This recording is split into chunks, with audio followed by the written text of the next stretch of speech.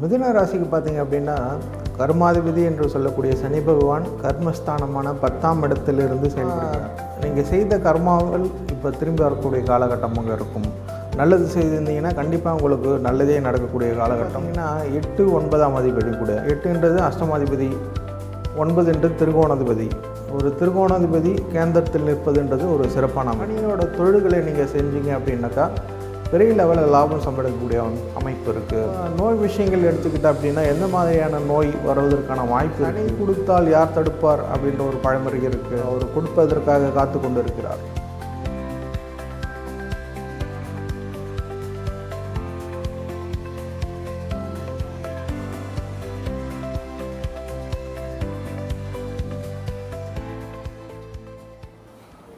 அனைவருக்கும் வணக்கம்.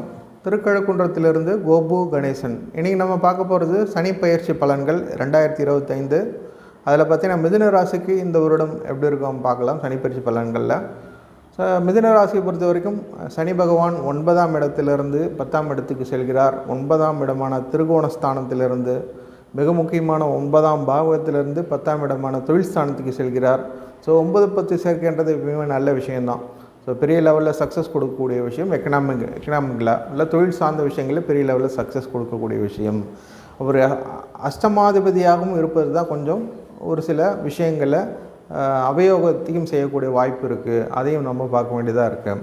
ஸோ என்னென்ன மாதிரியான நற்பலன்கள் இந்த வருடம் உங்களுக்கு கிடைக்கும் அப்படின்னு பார்த்தீங்கன்னா, தொழில் சார்ந்த விஷயங்களில் சனியோட தொழில்களை எடுத்து செய்கிறவங்களுக்கு இந்த வருடம் பெரிய சக்ஸஸ் கொடுக்கக்கூடிய வருடமாக இருக்கும். அது என்ன சனியோட தொழில்கள் பார்த்தீங்க அப்படின்னா, இரும்பு சம்பந்தப்பட்ட தொழில்கள், இரும்பு சம்பந்தப்பட்ட எல்லா தொழில்களுமே வாங்கி விற்கிறது, பழைய ஹோல்சேல் கடைலாம் சொல்கிறாங்க இல்லையா, பழைய ரிப்பேரிங் கடை, பழைய இரும்பு கடை, இது எல்லாமே பெரிய லெவலில் சக்ஸஸ் கொடுக்கக்கூடிய வாய்ப்பு இருக்குது. அதே மாதிரி எண்ணெய் சார்ந்த துறைகள், ஆயில் ஐட்டம்ஸு, நல்லெண்ணெய், கல்லெண்ணெய், எல்லா எண்ணெயும், பெட்ரோல், டீசல், எண்ணெயில் இருக்கக்கூடிய எல்லா வகையான பொருட்கள்லையும் இருக்கக்கூடியவங்களுக்கு எல்லாம் பெரிய லெவலில் சக்ஸஸ் கொடுக்கக்கூடிய வருடமாக இருக்கும் இது. அது மட்டும் பார்த்திங்கன்னா, ஒரு ப்ராப்பர்ட்டியை வாங்கி விற்கிறது, அதே மாதிரி புரோக்கரேஜ் சொல்கிறோம் இல்லையா, ஒரு நிலத்தையோ இடத்தையோ ஒரு வீட்டையோ வாங்கி ரீசேல்ஸ் பண்ணுறது. ஸோ அதுமாதிரி புரோக்கரேஜ் பண்ணக்கூடிய தொழில்கள் எல்லாம் இந்த வருடம் பெரிய லெவலில் சக்ஸஸ் கொடுக்கக்கூடிய வருடமாக இருக்கும். அதே மாதிரி ரிப்பேரிங் ஒர்க்ஸு, 2 வீலர் மெக்கானிக்கில் இருக்கிறவங்களுக்கு பெரிய லெவலில் இருக்கும்.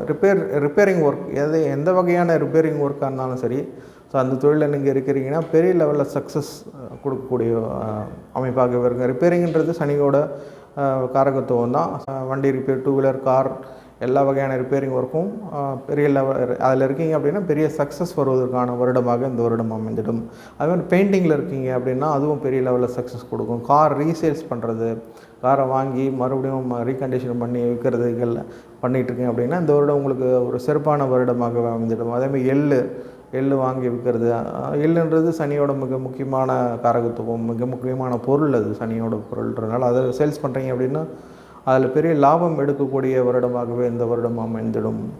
அதே மாதிரி பார்த்திங்கன்னா இது மட்டும் இல்லாது ப்ரைவேட் செக்டார் அண்ட் கவர்மெண்ட் செக்டாரில் ஒர்க் பண்ணுறீங்க அப்படின்னா இந்த வருஷம் ஒரு நல்லாவே இருக்கும். ஏன் அப்படின்னா 9ஆம் அதிபதி 10ஆம் அதிபதி சேர்க்கைன்றது எப்பொழுதுமே நல்ல விஷயங்கள் ஏற்படும்னு சொல்லிகிட்டு இருக்கோம்.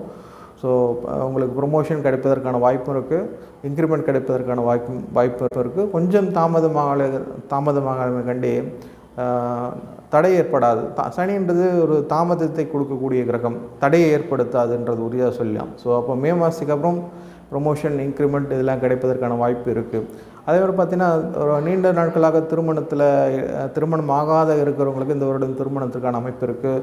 ஸோ குரு பயிற்சிக்கு அப்புறம் 7ஆம் இடத்தை பார்ப்பன்றதில் குருபலனும் இருக்குன்றதுனால இந்த வருடம் திருமணம் ஆவதற்கான வாய்ப்பும் இருக்குது. அதே மாதிரி ஆராய்ச்சி சார்ந்த விஷயங்களில் படிக்கிறீங்க அப்படின்னா இந்த சனின்றது ஆராய்ச்சிக்கான மிக முக்கிய கோள்ன்றதுனால அது சார்ந்த விஷயங்கள் படிக்கிறேன்னா ஒரு பெரிய லெவலில் சக்ஸஸ் கிடைக்கக்கூடிய வருடமாக இருக்கும். PhD ரிசர்ச் பண்ணுறீங்க, அதுவும் நல்லாயிருக்கும். அது மட்டும் இல்லாது பார்த்திங்கன்னா, சனியின் பார்வைப்படும் இடங்கள் சற்று அபயோகத்தை செய்வார் அப்படின்னு ஒரு விதி இருக்குது. அப்படின்றப்போ சனி எங்கெங்கெல்லாம் பார்க்குறார் மிதுன ராசிக்கு அப்படின்னு பார்த்தீங்கன்னா, சனி 4ஆம் இடமான சுகஸ்தானத்தை பார்க்குறார். அது மட்டும் இல்லாது 12ஆம் இடமான 12ஆம் இடத்தையும் பார்க்குறார். அது அயன சயன போகஸ்தானம் சொல்லுவாங்க. அது மட்டுமல்ல 12ஆம் இடம் தான் ஹாஸ்பிட்டல். ஸோ உங்களுக்கு உடல் நிலையில் சின்ன கோளாறுகள் வருவதற்கான வாய்ப்பு இருக்குது. என்ன மாதிரியான விஷயங்களை நம்ம கேர்ஃபுல்லாக இருக்கிறதுன்னு அப்படின்னா, பாதம் சார்ந்த தொந்தரவுகள் வருவதற்கான வாய்ப்பு இருக்குது. ஸ்கின் டிசீஸ் வருவதற்கான வாய்ப்பு இருக்குது. ஸோ ரெண்டு டிசீஸும் வருவதற்கான வாய்ப்பு அதிகமாகவே இருக்குது. அது சார்ந்த விஷயங்களில் கவனமாக இருந்தாலே போதும்.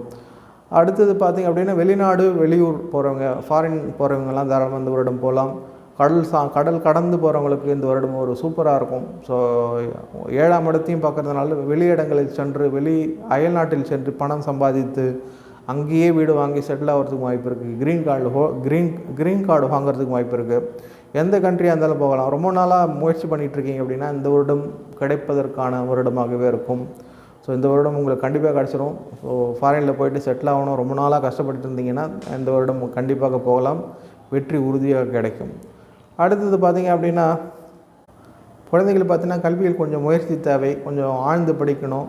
ஏன்னா 4ஆம் இடம்ன்றது கல்விக்கான ஸ்தானம் தான். 2ஆம் இடமும் 4ஆம் இடமும் சரி ஆரம்ப கல்வி தான். சனி பார்க்குறதுனால கொஞ்சம் ஃபோர்ஸ் பண்ணி படிக்க வேண்டியதாக இருக்கும். ஸோ மந்தத்தன்மையை கொடுக்கக்கூடிய கிரகம் சனின்றதுனால படிப்பில் கொஞ்சம் தொய்வு ஏற்படக்கூடிய வாய்ப்பு இருக்குது. ஸோ என்கரேஜ் பண்ணி அவங்கள படிக்க வைக்கணும் குழந்தைகளை. அதே மாதிரி எந்த மாதிரியான விஷயங்களில் நம்ம கவனம் செலுத்த வேண்டியது அதிகமாக இருக்கும் அப்படின்னாக்கா, ஃப்ரெண்ட்ஸ் சர்க்கிளில், நண்பர்கள் சர்க்கிளில் கொஞ்சம் கவனமாக இருக்கணும். அதேமாதிரி கூட்டாளிகள், தொழில் சார்ந்த விஷயங்களில் கூட்டாளிகிட்ட கேர்ஃபுல்லாக இருக்குன்றது ரொம்ப ரொம்ப அவசியம். அது மட்டும் இல்லை, குலதெய்வ வழிபாடு இந்த வருடம் நீங்கள் கண்டிப்பாக பண்ணலாம். ஸோ சனின்றது குலதெய்வத்தை கொடுக்கக்கூடிய கிரகம். ஸோ இந்த வருடம் 10ஆம் இடத்தில் கர்மஸ்தானத்தில் இருக்கிறதுனால உங்களுடைய குலதெய்வ வழிபாடு, நேர்த்தி கடன் பண்ணுறது, இது எல்லாமே எதனா பெண்டிங் இருந்ததுன்னா கண்டிப்பாக இந்த வருடம் செய்து விடுங்கள். பூர்வீக சார்ந்த விஷயங்கள் எல்லாமே இந்த வருஷம் நடந்துருங்க உங்களுக்கு. பூர்வீகத்தில் இடம் வாங்க போகிறனாலும் வாங்கலாம், இடம் சேல்ஸ் பண்ண போகிறீங்கனாலும் வாங்கலாம், இல்லை பூர்வீக இடத்த விற்றுட்டு வேறு இடத்த வாங்குறதுனால இந்த வருடம் வாங்கலாம்.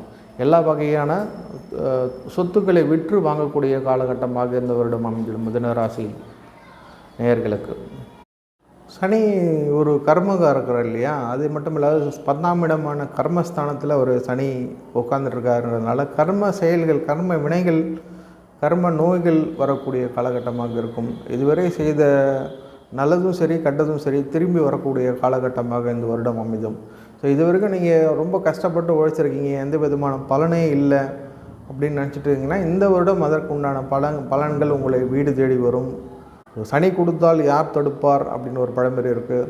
ஸோ அவர் இந்த வருடமானது அவர் என்ன நீங்கள் கொடுத்தீங்களோ அதை திருப்பி கொடுப்பதற்காக காத்து கொண்டு இருக்கிறார். எனவே நீங்கள் செய்த நல்ல விஷயங்கள் அனைத்தும் உங்களை திரும்பி வந்து சேரக்கூடிய காலகட்டமாக இந்த வருடம் அமைஞ்சிடும். மீண்டும் அடுத்த பதிவில் சந்திப்போம். நன்றி, வணக்கம்.